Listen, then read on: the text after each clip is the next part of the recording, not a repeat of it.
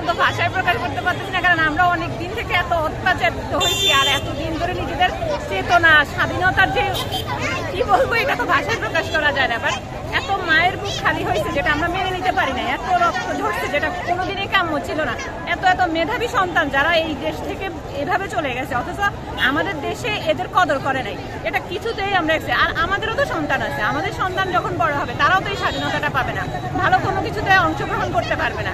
এটা আমি আমার নিজের চাকরিটা হারাইছি শুধুমাত্র এই কারণে। আমি একটা সরকারি মানে স্বায়ত্তশাসিত প্রতিষ্ঠানে আমার চাকরি হয়েছে, ওই চাকরিটা আমাদেরই এখানকার মেয়রের ছেলের কারণে আমার চলে গেছে, এই জন্য আমি এটা ওই শোক আমি কোনোদিন ভুলতে পারি না। এখন যে মনে করছেন যে আগামীর বাংলাদেশ আপনার সন্তানের জন্য একটি নিরাপদ বাংলাদেশ হবে, কি বলেন? অবশ্যই, আর সেটা আমাদের সন্তানদের মেধাবী সন্তানদের হাত ধরেই সেটা হবে ইনশাল্লাহ।